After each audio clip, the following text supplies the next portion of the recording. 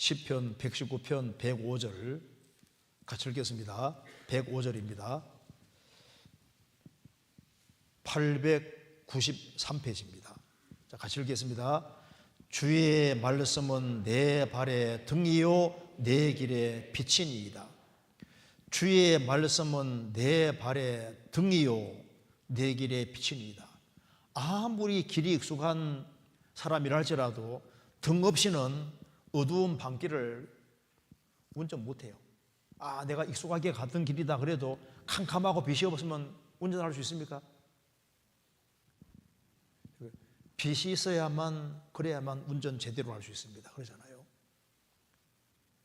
나 지금까지 신앙생활 열심히 했는데 지금부터 말씀 없이 신앙생활을 잘할 수 있다. 말씀을 뒤로 하는 순간부터 캄캄해지는 겁니다. 지구상에 생을 살아가면서 함정이 너무나도 많습니다. 그래서 말씀을 꽉 붙잡지 아니하면은 아주 우리 시대에 제일 헤매기 쉬운 시대인데, 왜냐하면은 어둠이 가장 짙은 시대인 거예요. 그래서 주의 말씀은 내 발의 등이요 내 길의 빛이니이다. 그래서 하나님 말씀을 꽉 붙잡아야 됩니다. 그렇죠? 운전할 때 불 잘 켜고 다녀야 되잖아요. 그리고 특히 뭘 붙잡아야 되느냐? 세상이 굉장히 혼란스럽잖아요. 그러니까 예언의 말씀을 등불이라고 한 겁니다. 베드로후서 1장입니다. 베드로후서 1장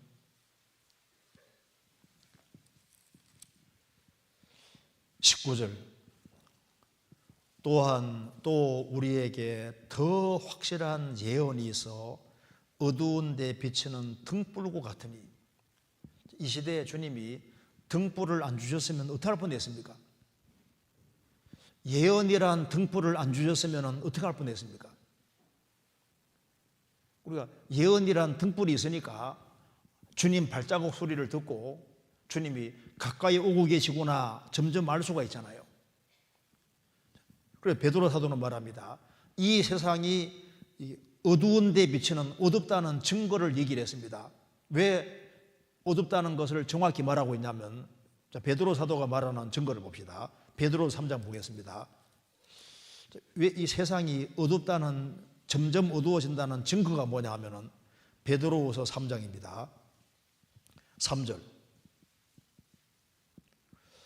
먼저 이것을 알지니 말세에 기롱하는 자들이 와서 자기의 정욕을 쫓아행하며 기롱하여 가로되. 먼저 말세에는 자기의 정욕을 쫓아행하며, 자기 정욕을 쫓아행한다는 것은 육체의 소욕을 쫓아가는 사람들이 정말 많아질 것이다. 지금 우리 시대 보세요. 그전에는 책도 정신을 바르게 하는 책들이 거의 주를 이루었습니다. 그렇죠? 보통 책을 쓰면 다 어떻게 하면 사람이 건전한 생각과 정신 가지고 살아갈 거냐 하는 그 정신을 이롭게 하는 책을 많이 쓰려고 노력했는데, 지금은 보십시오. 무슨 책이 점점 많아집니까? 건강에 관한 책, 육신에 관한 책, 육시적인 책이 점점 많아지고 있잖아요. 그래서 여기 자기의 정욕을 채용하며 육신의 소욕을 따라 행하는 사람들이 가득해집니다. 그래서 시편 12편 보겠습니다.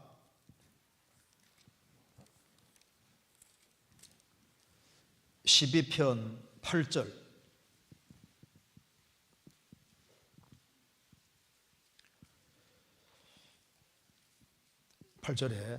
비로함이 인생 중에 높아지는 때 악인이 처처에 횡행하는도다. 제가 비루함이라는 것을 원어로 한번 찾아보니까, 이게 비루함이라는 이 단어가 기본적인 뜻은 가치가 없다, 무가치하다, 하찮다, 천박하다. 거기서 이제 점점 시간 지나면서 이게 비루함이라는 말이 전혀 가치가 없는 쓰레기 같은 비열함, 천박함 이런 걸 가르치는데, 그래서 이걸 번역할 때 쓰레기라고 번역한 것도 좀 있습니다. 그러니까 여기에 쓰레기들이 인생 중에 높아지는 때 이렇게도 번역을 했다고 말입니다. 그러니까 지금 이 세상을 보시면요, 쓰레기들이 점점 많아지는 거예요. 이제 그러니까 성경에서 보면은 이사야서장에 멸망의 비로, 멸망의 빗자루로 소재하리란 말이 나와 있죠. 왜 빗자루로 왜 씁니까? 쓰레기가 많아지면 빗자루로 쓸어버리는 거예요. 그러니까 지금 이 세상에 쓰레기들이 점점 많아지기 때문에 하나님께서 쓰레기를 딱 청소하는 것이 진로 논란이잖아요. 그래서 여기 비루함이 인생 중에 높아지는데 그 쓰레기 같은 사람들이 인생 중에 자꾸 높아지고, 그래서 요즘 진선미할 때 진은 중요한 게 아닙니다. 참된 것이 항상 첫 번째인데 참된 게 중요하지 않잖아요. 얼마나 참되냐, 얼마나 바르냐, 그건 중요한 게 아니고 진선미로 나가. 그래서 지금은요, 돈 많은 사람 잘난 사람이요, 돈 없는 사람 못난 사람이요, 외모가 멋있고 바깥이 훌륭하고 차도 좋은 차 몰고 다니고 그 외모 중심으로 모든 것이 바뀌어 나가지 않습니까? 속은 텅텅 비어 있는데 큰일이에요. 그래서 비루함이 인생 중에 높아지는 때 악인이 처처에 횡행하는도다. 그리고 베드로서 다시 보시겠습니다. 3장 3절에 먼저 이것을 알지니 말세에 뭐가 많아지느냐, 기롱하는 자들이 와서, 자, 기롱한다는 것은 조롱하는 자들이 점점 많아집니다. 미국에서 가장 유명한 불신자 중에 하나가 로버트 잉고설이라는 사람인데, 그 사람은 어디서나 지옥에 대한 사상을 조롱했습니다. 지옥. 그래서 그는 성경을 과감하게 부인하고 그리고 지옥을 아주 조롱을 했는데, 담배 촉진을 위한 슬로건을 만들어 달라고 부탁을 받았을 때 이상의 담배를 많이 피우십시오. 내세에서는 피울 수가 없습니다. 금세에서 담배를 많이 피우라고 성경을 아주 공개적으로 조롱을 합니다. 여기 보면은 말세에는 기롱하는 자들이 많이 나타나게 될 것이다. 자기의 정욕을 추청하며 기롱하여 가로되, 우리 시대 보세요. 성경 조롱하는 사람이 얼마나 많아집니까? 예수님을 조롱하는 사람들이 많아집니다. 우리 시대 보세요. 교회를 조롱하는 사람이 얼마나 많아요. 크리스천들을 조롱합니다. 우리 시대, 그리고 불신이 팽배해져서 특별히 뭘 조롱하냐면은 재림에 대해서 조롱하는 거예요. 재림. 그래서 그전에는 서점에 나가면은 기독교 서적에서도 재림에 대한 칸이 있어서, 제가 대학 다닐 때 서점에 나가면 재림에 대한 책들이 막 엄청 많았거든요. 그래서 재림에 대한 책을 그냥 얼마나 많이 사봤는지 몰라요. 그런데 지금 보세요. 가보면요, 재림에 대해서 쓰는 게 별로 없어요. 그런 칸 같은 게 별로 없습니다. 가보세요. 그리고 재림에 대해서 과감하게 얘기도 못하잖아요. 재림 얘기하면 조롱을 받습니다. 시한부 종말론자라고 하면서 재림에 대한 얘기가 쑥 들어갑니다. 여기 보면은 4절에 주의 강림하신다는 약속이 어디 있느뇨? 조상들이 잔 후로부터 만물이 처음 창조될 때같이 그냥 있다. 그 재림을 조롱하고 우스꽝스러운 얘기로 만듭니다.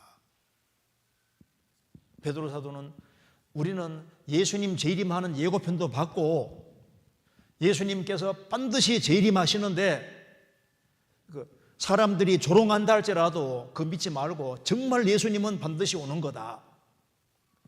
에스겔 12장 찾겠습니다. 에스겔 12장 21절.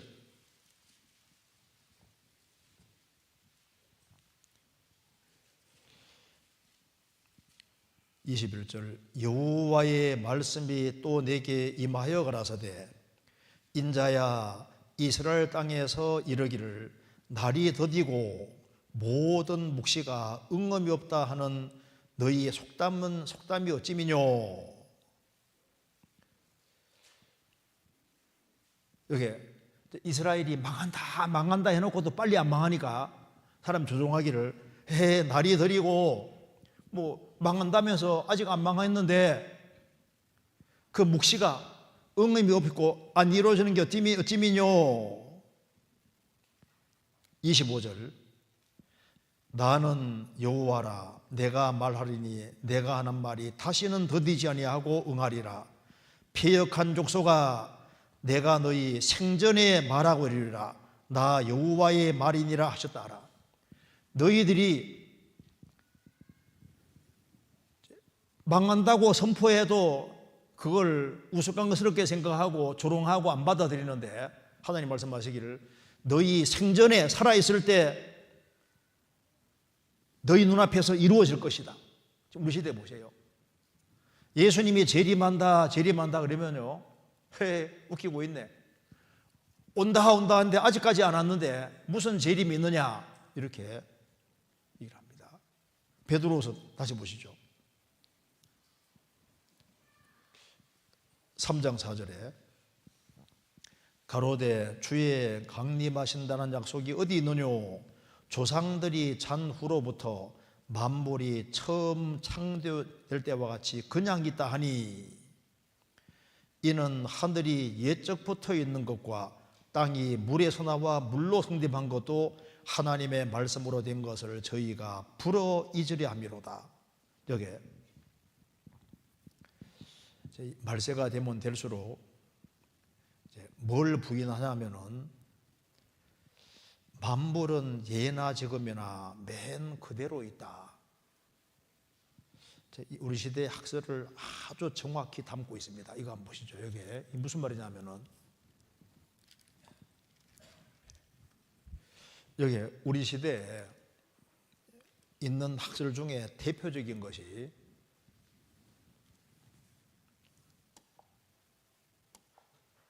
첫째는 진화론.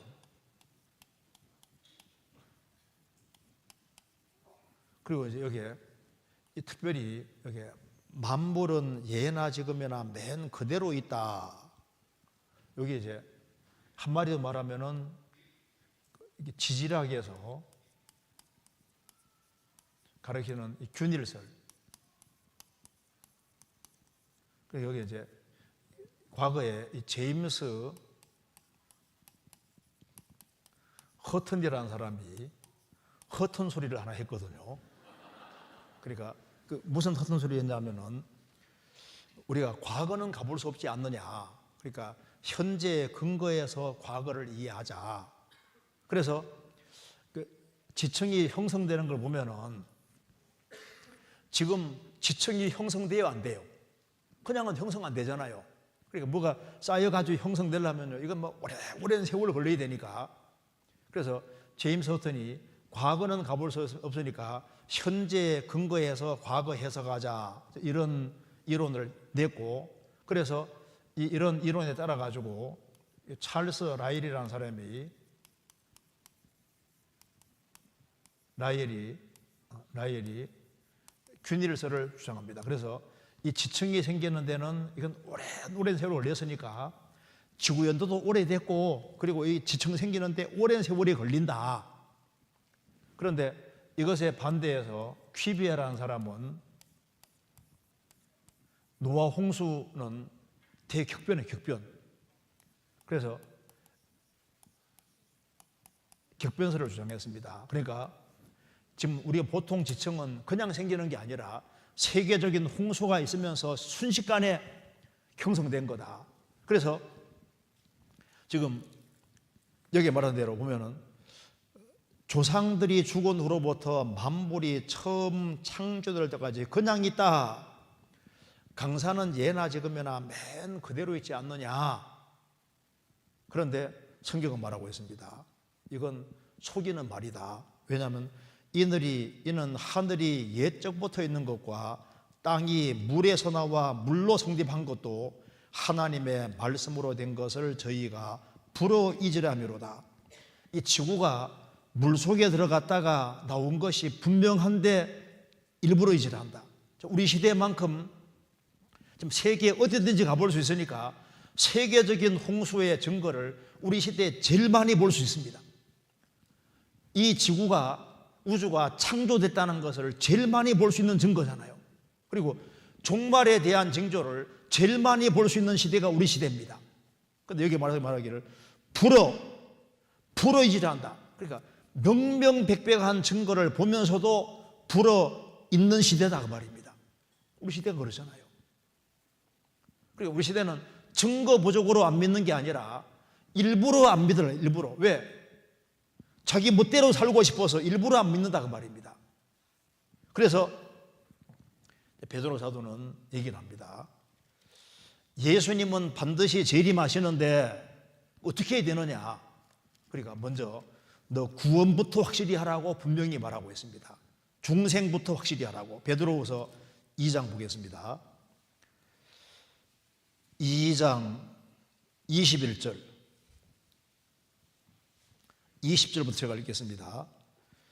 만일 저희가 우리 주 되신 구주 예수 그리스도를 알므로 세상의 더러움을 피한 후에 다시 그 중에 얽매이고 지면 그 나중 형편이 처음보다 더 심하리니 의의 도를 안 후에 받은 거룩한 명령을 저버리는 것보다 알지 못하는 것이 도리어 저희에게 나으니라.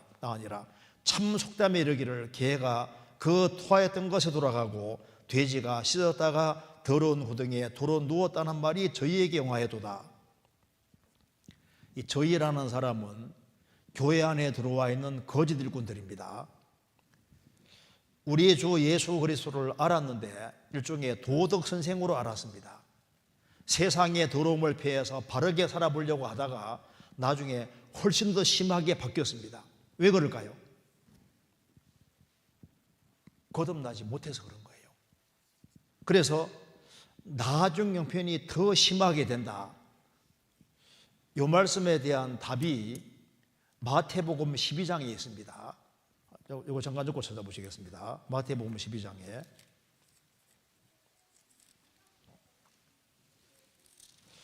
12장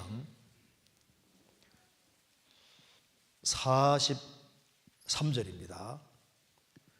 더러운 귀신이 사람에게서 나갔을 때 물 없는 곳으로 다니며 쉬기를 구하되 얻지 못하고 이에 가로되 내가 나온 내 집으로 돌아가리라 하고 와보니 그 집이 비고 소재되고 술이 되었거늘 이에 가서 저보다 더 악한 귀신 7을 데리고 들어가서 가니 그 사람의 나중 형편이 전보다 더욱 심하게 되느니라. 이 악한 세대가 또한 이렇게 되리라.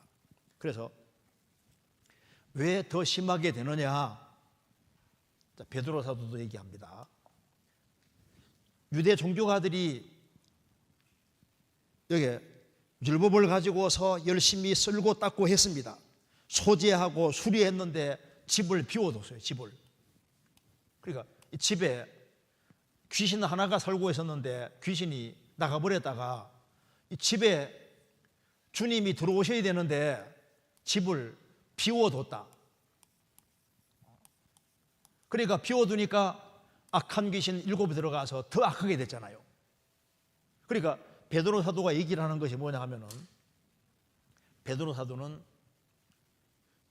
사람이 정말 개가 씻었다가 더러운 구덩이에 들어놓고 돼지가 이제 여전히 돼지로 했으면 본성이 안 바뀌니까 다시 뒤로 돌아가잖아요. 그러니까 베드로 사도는 진짜 주님이 영접이 돼야 되는 거다. 주님이 정말 속에 들어와야 되는 거다. 그래서 베드로 사도가 하고 싶은 얘기가 뭐냐면 우리는 주님의 재림을 직접 봤기 때문에 주님 앞에 서야 되는데 서기 위해 어떻게 해야 되느냐? 확실히 거듭나야 된다.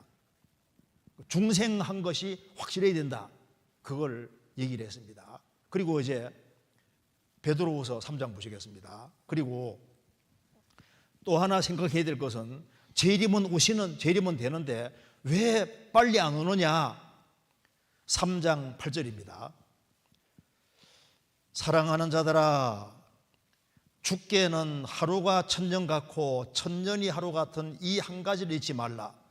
주의 약속은, 재림의 약속은 어떤 이에 더디다고 생각하는 같이 더딘 것이 아니라 오직 너희를 대하여 오래 참으사 아무도 멸망치 않고 다 회개하기 이르기를 원하시느니라.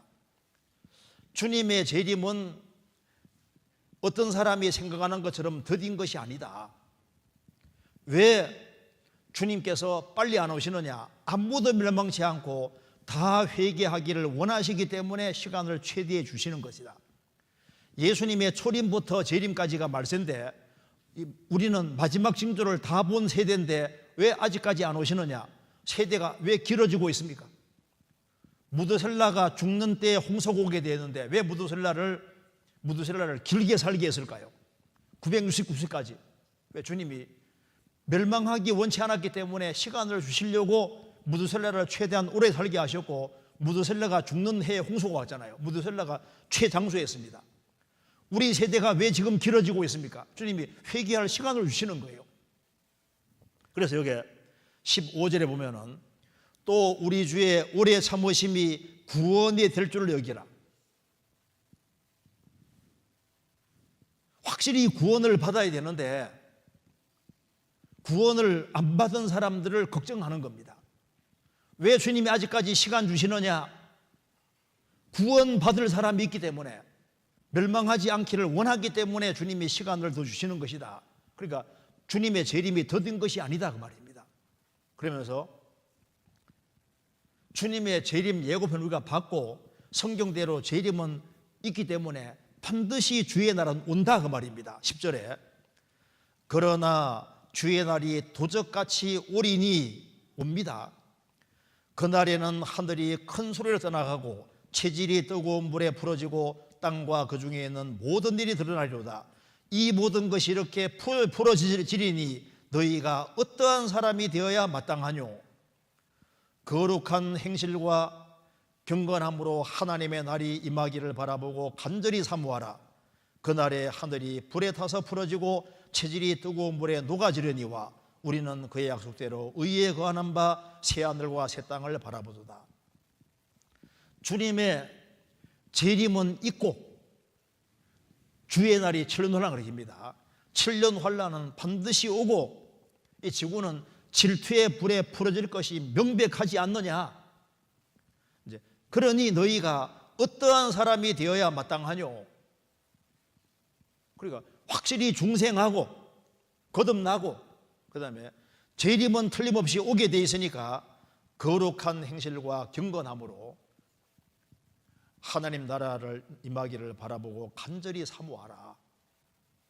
주님은 옵니다. 14절 그러므로 사랑하는 자들아 너희가 이것을 바라보나니 주 앞에서 점도 없고 흠도 없이 평강과 나타나기를 힘쓰라. 주님 오실 준비를 하고 우리가 살아야 된다고 말씀하셨습니다. 그러면서 18절에 같이 읽겠습니다. 오직 우리 주 곧 구주 예수 그리스도의 은혜와 저를 아는 지식에서 자라가라. 영광이 이제와 영원한 날까지 저에게 있을지어다. 그래서 주님의 재림은 분명히 있으니까 우리가 나그네 생을 살고 우리가 은혜 안에서 성장하고 주를 아는 지식에서 성장하고 우리가 믿음이 더욱 자라고 진보하는 중에서 주님을 만나야 되는 거다. 그래서 우리가 이제 생각을 할 것이 있습니다. 베드로 사도 마음속에 마지막으로 하고 싶은 얘기가 재림이에요. 재림. 그잖아요. 그러면 이제 주님이 오시면은 구원받은 사람 주님 앞에 서잖아요. 구원 안 받은 사람 어떻게 될까요? 성경 보시겠습니다. 누가복음 17장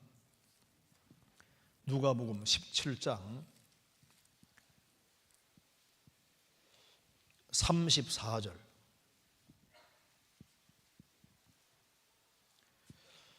내가 너희에게로 노니 그 밤에 두 남자가 한 자리에 누워 있음에 하나는 데려감을 당하고 하나는 버려둠을 당할 것이요 두 여자가 함께 매를 갈고 있음에 하나는 데려감을 당하고 하나는 버려둠을 당할 것이니라.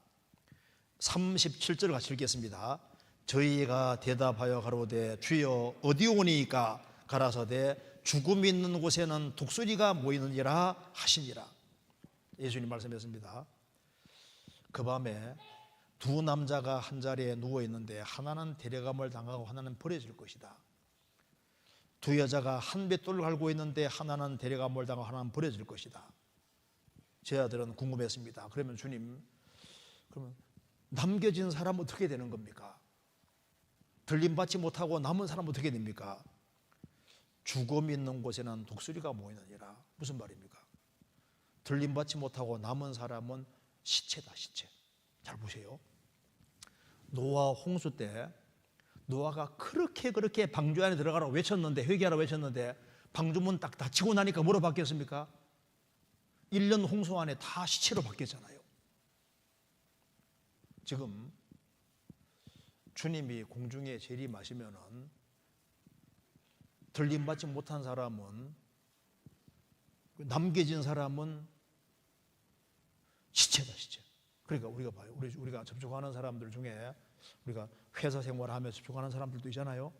우리가 이제 사랑하는 가족들, 친척들, 이웃들이 있는데 같은 형제지간이라도 구원받지 않은 사람은 결국은 시체로 떨어지고 그리고 영원한 멸망이잖아요.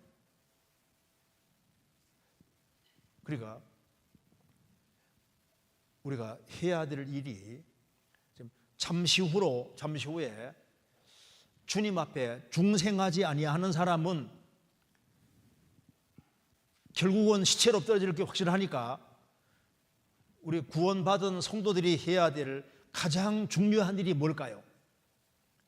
제일 중요한 일이 이 복음 전하는 게 제일 중요한 거예요. 그래서 여기 이거만 봅시다. 이게 길어지면 안 되는데 이거만 보세요. 성경 잠언 3장에 보시면은 3장에 거머리에게는 두 딸이 있어 다고 하는 일을 했습니다. 이 거머리에게 두 딸이 있다. 이 거머리는 두 딸이 있다는 건 빨판이 두 개가 있어서 다고 하느니라. 거머리 딱 붙으면 양쪽에서 피를 빨아먹잖아요. 자, 거머리는 피를 빨아먹습니다. 그런데 이제 우리 개인도 신앙생활 잘하려면 피가 잘 돌아야 되는데, 교회도 피가 잘 돌아야 신앙생활을 잘할 수 있는데, 이 거머리에게 물리면요 피가 빨린다고, 피가. 그래서 한때는 오로지 복음밖에 모르고 오로지 복음, 영혼 구원 여기에 신경 쓰고 살던 사람이 이 거머리에 달라붙어서 피를 빨아먹으면 어떻게 되냐면은 피가 빠져나가는 것처럼 우리 신앙생활 속에서도 뭔가 세상적인 거머리에게 붙잡히면은 그 사람은 다른 박질 잘하다가 잘못된 교리를 딱 받아들여서 거머리 붙잡혀서 거머리가 피를 쫙 빨아먹는 것처럼요, 한때는 오로지 복음 하다가 피가 빠져나가는 것처럼요, 복음 전하는 게 뭐 중요하냐, 여기엔 맨 모였다 그러면 피 얘기하고, 모였다 하면 복음 얘기하고, 영혼 건지는 얘기하고, 아이고 보니까 초짜예요, 초짜. 이건 초짜야. 아무것도 몰라. 그런데 그게 착각인 거예요. 예수님 말씀하시기를 죄인 하나가 회개하면 하늘에서는 회개할 것이 없는 의인 99보다 더 기뻐한다는 말씀대로 한 사람 한 사람 영혼이 구원받는 것은 주님이 최고로 기뻐하는 일이고, 교회를 남겨두신 이유가 뭐예요? 영혼 건지게 하기 위해서 교회에 남겨두신 겁니다. 세상에서 제일 큰 일이 뭡니까? 이제 구원 안 받은 사람은 결국은 시체로 떨어지고 멸망하는 게 뻔한 거예요. 그러니까 우리가 왜 임원이 됐습니까? 우리는 최대한 많은 사람을 건지려고 하는 겁니다. 그리고 인생의 목적이 최대한 많은 사람을 건질 그 확실한 목적을 가지고 살지 아니하면은, 잘못하면은 내가 혹시 거머리에게 물린 것이 아닌지, 세상 쾌락의 거머리, 뭔가 세상적인 거머리에 붙잡혀서 이 피가 빠져나가는 것처럼 복음이 제일 중요하고 예수님과 복음이 제일 중요한데 이 복음 전도하는 이곳에 흐트러지면은 거머리에게 물렸을지도 모르는 겁니다. 그리고 영혼의 구원, 중생 이것을 제일 중요하게 생각을 하는 그 사람이 신앙생활을 잘할 수 있는 겁니다. 우리 이모는 주님의 복음을 제일 중요하게 생각하는 사람입니다. 그리고 우리가 같이 함정하는 이유도 복음 전하게 하려고, 그리고 복음이 확실하게 전해지고, 그리고 사람이 구원받은 사람이 신앙생활을 잘하게 하는 이유도 결국은 더 많은 사람을 주님 품으로 인도하기 위한 목적입니다. 그래서 베드로 사도가 죽음 앞에서 가장 하고 싶었던 것이 재림은 틀림없이 오니까 자기 구원 문제를 확실히 하게 해라. 그리고 우리가 왜 바르게 살고 신앙 성장해야 되냐면 최대한 많이 건져야 되기 때문입니다.